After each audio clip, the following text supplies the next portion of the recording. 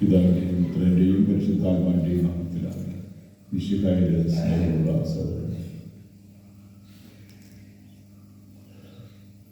യാക്കോബിൽ നിന്നും ലഭിച്ച കിണർ, ആ കിണറിന്റെ അടുത്ത് സമറിയാക്കാരി സ്ത്രീ ജലം കോരാൻ വരികയാണ്. സീക്കാർ എന്ന പട്ടണം, അതിന് ശക്തം എന്നാണ് പഴയ നിയമത്തിൽ പറഞ്ഞിരുന്നത്. സമരിയ എന്ന് പിന്നീട് അറിയപ്പെടാനായിട്ട് തുടങ്ങി.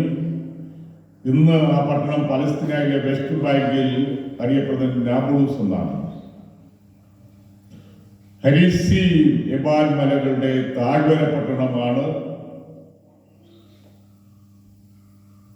സീക്കാറിൽ വെച്ചാണ് വാഗ്ദാന ദേശം നൽകുമെന്ന് ദൈവം അബ്രാഹത്തോട് വാഗ്ദാനം ചെയ്തത്.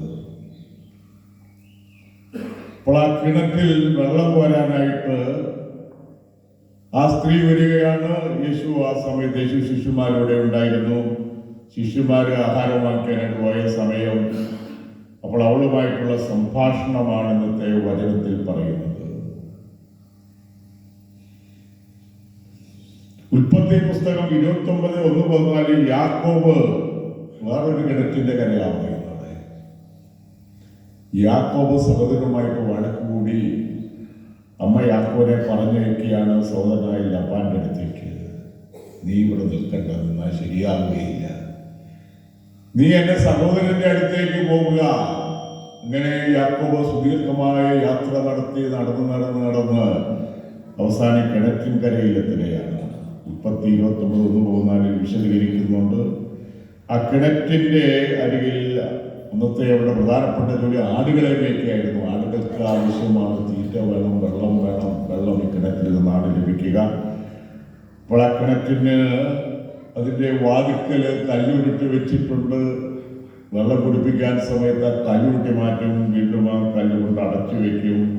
അങ്ങനെ നാട്ടിൻപറ്റങ്ങൾക്കെല്ലാം ജലം കൊടുക്കുന്ന സ്ഥലമാണ് കിണർ. അവിടെ ചെന്ന് അന്വേഷിക്കുക, അതായത് വെള്ളം കോരാൻ വരും. ഓസിൽ വെള്ളം കിട്ടുന്നില്ല, അന്ന് മോട്ടർ ഉണ്ടായിരുന്നില്ല, അങ്ങനെ കിട്ടുകയില്ല. കിണറ്റിൽ നിന്നാണ് ആളുകൾ വെള്ളം കോരിക്കൊണ്ടുപോയിക്കൊണ്ടിരുന്നത്. അതുകൊണ്ട് ആളുകൾ അവിടെ ധാരാളമായിട്ട് എത്തുന്ന അവസരത്തിലാണ് ഈ യാക്കോബ് ലബാന്റെ മകളെ യാക്കോബ് അന്വേഷിക്കുന്നുണ്ട്. ലബാൻ എവിടെയാണ് താമസിക്കുന്നത്. അപ്പോൾ റാഹേല്, ലബാന്റെ മകൾ റാഹേൽ അവിടെ ചെന്നു. അപ്പൊ അവിടെ ചെന്ന് കഴിഞ്ഞപ്പോൾ ഇവർ തമ്മിൽ സംസാരിച്ചു. ലബാന്റെ കാര്യം, ലബാന്റെ റബേക്കായുടെ സഹോദരനാണ് ലാബാൻ, റബേക്കായുടെ മകനാണെന്ന് യാക്കോബ് വെളിപ്പെടുത്തി. അതനുസരിച്ച് വീട്ടിലേക്ക് കൂട്ടിക്കൊണ്ടുപോവുകയാണ്. അപ്പോൾ ലാബാൻ സഹോദരിപുത്രനെ സ്വീകരിക്കുകയാണ്. യാക്കോബിന് എന്റെ അസ്ഥിയും മാംസത്തിന്റെ മാംസവുമാണ് നീ എന്ന് പറഞ്ഞുകൊണ്ട് അവനെ സ്വീകരിക്കുന്നുണ്ട്. അവൻ ആളുകളെ മേയിച്ചവിടെ നടക്കുകയാണ്. പിന്നീട് വചനത്തിൽ പറയുന്നുണ്ട്, 2 മക്കളെയും ആദ്യം ലേയായെ കല്യാണം കഴിച്ചു കൊടുത്തു, പിന്നീട് റാഹേലിനെയും കല്യാണം കഴിച്ചു. അങ്ങനെ പിന്നീട് കുറെ വർഷങ്ങൾക്ക് ശേഷം ഈ ഭാര്യമാരും മക്കളും എല്ലാവരും കൂടി ഒന്നിച്ച് ലഭിച്ച ആടുകളും എല്ലാം കൂടി ഒന്നിച്ച് സ്വന്തം നാട്ടിലേക്ക് തിരിച്ചു പോകുന്ന രംഗവും നമുക്ക് ഈ പുസ്തകത്തിൽ, ഉൽപ്പത്തി പുസ്തകത്തിൽ കാണാനായിട്ട് പറ്റും. ഇബ്രായർക്കുള്ള ലേഖനം 6:1-12 വിശ്വാസത്തിലേക്ക് കടന്നു വന്നതിന് ശേഷം വീണ്ടും മന്ദതയിലേക്കും തീഷ്ണതയില്ലായ്മയിലേക്കും കടന്നു പോകുന്നതിനെ പറ്റി പറഞ്ഞു. ഒരിക്കൽ പ്രകാശം ലഭിക്കുകയും സ്വർഗീയ സമ്മാനം ആസ്വദിക്കുകയും പരിശുദ്ധാത്മാവിൽ പങ്കാരാകുകയും ദൈവജനത്തിന് നന്മയും വരാനിരിക്കുന്ന ദൈവത്തിന്റെ ശക്തി രുചിച്ചറിയുകയും ചെയ്തവർ വീണു പോവുകയാണെങ്കിൽ അവരെ അനുതാപത്തിലേക്ക് നയിക്കുക അസാധ്യമാണ്. അപ്പോൾ അത് ബുദ്ധിമുട്ടേറിയ കാര്യമാണ്. വിശ്വാസത്തിലേക്ക് കടന്നു വരുന്നവൻ അറിഞ്ഞുകൊണ്ട് വിശ്വാസം ത്യാഗം ചെയ്ത് വിശ്വാസത്തിന് നിരക്കാത്ത ജീവിതശൈലിയിലൂടെ കടന്നു പോകുമ്പോൾ അത് മന്ദതയിലേക്കും വിശ്വാസ രാഹിത്യത്തിലേക്കും നയിക്കാം. ആ വ്യക്തിയെ അനുതാപത്തിലേക്ക് വീണ്ടും നയിക്കുക ദുഷ്കരമാണ്, വളരെയേറെ ബുദ്ധിമുട്ടേറിയതാണെന്ന് ഇബ്രായർക്കുള്ള ലേഖനത്തിൽ സാക്ഷ്യപ്പെടുന്നത്. വീണ്ടും സോളമന്റെ മരണശേഷം ജെറുസലേം ദേവാലയം പണ്ടുയർത്തിയ പ്രഗത്ഭനായ രാജാവായിരുന്നു സോളമൻ. ആ സോളമന്റെ മരണശേഷം 2 രാജ്യങ്ങളായിട്ട് വിഭജിക്കപ്പെടുകയാണ് ഇസ്രായേൽ യൂദ.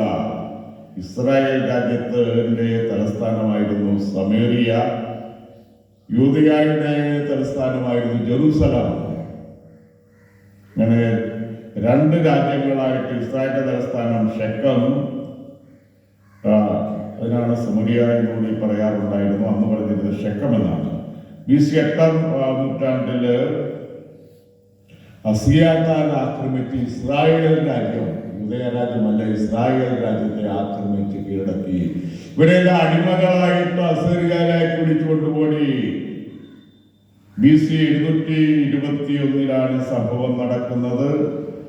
അത് കഴിഞ്ഞിട്ട് ഇവരെ കുറെ ആളുകളെ അടിമകളായി കൊണ്ടുപോയി. അസീറിയക്കാർ കുറെയൊക്കെ ഇവിടെ കുടിയേറി പാർത്തു. അങ്ങനെ ഒരു സങ്കര ജനതയുണ്ടായി. അവർ യഥാസ്ഥിതിക യഹൂദ വിശ്വാസത്തിൽ നിന്നൊക്കെ കുറെ മാറിപ്പോയി. അതിന്റെ കാരണത്താൽ യഹൂദരും സമരിയക്കാരും തമ്മിൽ ബന്ധങ്ങൾ ഉണ്ടായിരുന്നില്ല. സാമൂഹ്യ ബന്ധങ്ങൾ അവർ തമ്മിൽ കുറവായിരുന്നു. അവര് ശത്രുതയോടു കൂടിയാണ് 2 കൂട്ടരും വീക്ഷിച്ചിരുന്നത്. അങ്ങനെയുള്ള ശത്രുതയ്ക്ക് അവരുടെ ആരാധന നടത്തിയിരുന്നത് ഗെരിസീം മലയിലാണ്. യഹൂദന്മാര് ദേവാലയം പണിതുയർത്തി ജെറുസലമില്. ആ സമയത്ത് അവരെ സഹകരിപ്പിച്ചില്ല. അതുകൊണ്ട് അവരുടെ അടുത്തുള്ള ഗെരിസീം മലയില് അവര് ദേവാലയം പണിതു. അവിടെയാണ് ആരാധന നടത്തിയിരുന്നത്. ഈ സമരിയക്കാരിൽ സ്ത്രീയോട് എനിക്ക് കുടിക്കാൻ തരിക. യഹൂദരും സമരിയക്കാരും തമ്മിൽ സമ്പർക്കമില്ലല്ലോ എന്ന് ആ സ്ത്രീ മറുപടി പറയുകയാണ്. അവള് പറയുകയാണ്, എന്റെ ഭർത്താവിനെ വിളിച്ചു കൊണ്ടുവരിക. അപ്പോൾ അവള് പറഞ്ഞു, എനിക്ക് ഭർത്താവില്ല. അപ്പോൾ യേശു പറയാണ്, നിനക്ക് ഒരാളല്ല 5 പേരുണ്ട്. അപ്പോൾ ഇത് കേട്ട് കഴിഞ്ഞപ്പോൾ അവരുടെ ആന്തരിക രഹസ്യങ്ങൾ, അവരുടെ ജീവിതത്തിന്റെ കാര്യങ്ങളെല്ലാം വിളിച്ചു പറഞ്ഞ യേശു ഒരു പ്രവാചകനാണെന്ന് അവൾ മനസ്സിലാക്കി. അത് കഴിഞ്ഞിട്ട് അവള് നഗരത്തിൽ ചെന്ന് ആളുകളെ വിളിച്ചു കൂട്ടിക്കൊണ്ട് വരികയാണ്. ഒരു പ്രവാചകൻ ഇവിടെ എത്തിയിരിക്കുന്നു. എന്റെ ജീവിതത്തിന്റെ വേറെ ആർക്കും അറിയാത്ത ആ രഹസ്യങ്ങളൊക്കെ വെളിപ്പെടുത്തിയ പ്രവാചകനായ ഈശോ എത്തിയിരിക്കുന്നു.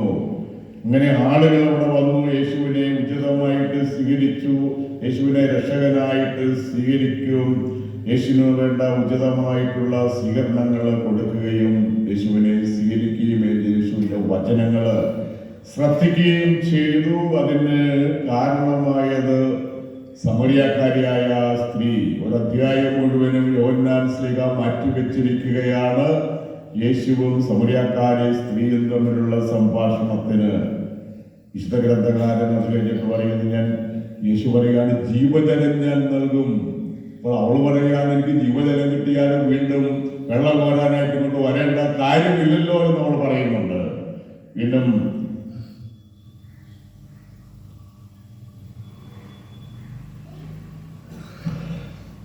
Assyrian വിപ്രവാസത്തില് Israel രാജ്യത്തുണ്ടായിരുന്നത് 12 ഗോത്രങ്ങളിൽ 10 ഗോത്രങ്ങളാണ്. 10 ഗോത്രങ്ങളുടെ പ്രതീകമാണ്. അവരെല്ലാവരും യേശുവിലേക്കുള്ള തിരിച്ചുവരവാണ് ഈ സംഭവം വഴിയായിട്ട് സൂചിപ്പിക്കുന്നത്. സ്നേഹത്തോടെ പെരുമാറുന്ന ഈശോയാണ് കാണുന്നത്. കുമാരനാശാന് ഒരു കവിത, ചണ്ടാല വിഷു എന്ന് പറഞ്ഞൊരു കവിത എഴുതി. അതിന്റെ ജീവിതത്തിലാണ് താഴ്ന്ന ജാതിക്കാരിയായ സ്ത്രീയോട് വെള്ളം ചോദിച്ചു വരുന്ന ബുദ്ധവിഷുവിന്റെ കഥയാണത്. നമ്മുടെ നാട്ടിൽ തീണ്ടലും തൊടിയിലുമൊക്കെ ഉണ്ടായിരുന്ന ഒരു കാലഘട്ടം ഉണ്ടായിരുന്നു. അതുകൊണ്ടാണ് വിവേകാനന്ദൻ നമ്മുടെ നാട്ടിലേക്ക് വന്നിട്ട് ഇവിടെ ഒരു പ്രാന്താലയമാണെന്ന് പറയാനായിട്ട് കാരണം. ഇങ്ങനെ തീണ്ടലും തൊടിയിലും അപ്പോഴൊന്നും മേൽജാതി എന്ന് പറയുന്ന ബ്രാഹ്മണന്മാരൊക്കെ നടന്നു പോകുമ്പോൾ ഒരു ശബ്ദം പുറപ്പെടുവിക്കുക. അവിടെ നിന്ന് കുറെ അകലത്തിൽ മാറിയ താഴ്ന്ന ജാതിയിൽപ്പെട്ട ആളുകൾക്ക് സഞ്ചാര സ്വാതന്ത്ര്യം ഉള്ളൂ. അങ്ങനെയുള്ള ഒരു കാലഘട്ടം നമ്മുടെ നാട്ടിൽ ഉണ്ടായിരുന്നു ബ്രിട്ടീഷുകാർ വരുന്നതിന് മുമ്പ്. ഇങ്ങനെയുള്ള അനാചാരങ്ങളൊക്കെ നീക്കം ചെയ്യാനായിട്ട് ഇംഗ്ലീഷ് വിദ്യാഭ്യാസവും അതുപോലെ ബ്രിട്ടീഷുകാരുടെ ഭരണവും ഒക്കെ കുറേയേറെ സഹായിച്ചു എന്നുള്ളതാണ് വാസ്തവം. വിദ്യാഭ്യാസം കൊടുത്തു. ഇവിടെ ഓരോ ജാതിക്കും ഓരോ സ്കൂളായിരുന്നു. സ്കൂളുകളൊന്നും ഉണ്ടായിരുന്നില്ല. സ്കൂളുകൾ ആരംഭിച്ചത് ക്രിസ്ത്യൻ മിഷണറിമാരാണ്. അതാണ് ചരിത്രം എന്ന് പറയുന്നത്. അപ്പോൾ എല്ലാ സമുദായത്തിലും തീണ്ടലും തൊഴിലുമില്ലാതെ എല്ലാവരെയും ഇരുത്തി ഒന്നിച്ച് പഠിപ്പിക്കാനായിട്ട്, അതുപോലെ പെൺകുട്ടികൾക്ക് വിദ്യാഭ്യാസം കൊടുക്കാനൊക്കെ ആരംഭം കുറിച്ചതിലെ പ്രധാനപ്പെട്ട ഒരു പങ്ക് ചാവറ കുര്യാക്കോസ് ഏലിയാസച്ചനുണ്ട്. ഇതൊക്കെ ചരിത്രം പരിശോധിക്കുമ്പോൾ നമുക്ക് മനസ്സിലാക്കാനായിട്ട് പറ്റും. അങ്ങനെ ഉള്ള കാലഘട്ടത്തിൽ വിദ്യാഭ്യാസം വഴിയായിട്ട് ജനങ്ങളെ ഉദ്ധരിക്കുകയും അവർക്ക് വിവരം ഉണ്ടാക്കപ്പെടുകയും വിദ്യാഭ്യാസത്തിലേക്ക് നയിക്കുകയും അതുപോലെ ഇങ്ങനെയുള്ള അനാചാരങ്ങൾക്കെതിരായിട്ട് പെരുമാറുകയും പ്രത്യേകിച്ച് ക്രിയാത്മകമായിട്ട് പ്രവർത്തിക്കുകയും സ്കൂളുകൾ സ്ഥാപിക്കുകയും ഒക്കെ ചെയ്തത് ക്രിസ്ത്യൻ മിഷണറിമാരാണ്. അതിനെ നമുക്ക് തമസ്കരിക്കാനായിട്ട് കഴിയില്ല എന്നുള്ളതൊരു യാഥാർത്ഥ്യമാണ്. ഈശോ സൗമ്യതയോടുകൂടി പെരുമാറുന്നു. ആ സ്ത്രീയോട്, സമറിയാക്കാരിയായ സ്ത്രീയോട് സൗമ്യമായിട്ടും ശാന്തമായിട്ടും പെരുമാറുന്ന ഈശോയാണ് കാണുന്നത്. അവൾ വഴിയായിട്ട് സമറിയാക്കാരി യേശുവിലേക്ക് അടുപ്പിക്കുകയാണ്. നമ്മുടെ വ്യക്തിപരമായ ജീവിതത്തിൽ ശാന്തമായിട്ടും സൗമ്യമായിട്ടും പെരുമാറാനായിട്ട് കഴിയണം. പലപ്പോഴും നമ്മുടെ സംസാരങ്ങള്, മനോഭാവങ്ങള്, സ്വരം, ഇതെല്ലാം പ്രധാനപ്പെട്ട കാര്യങ്ങളാണ്.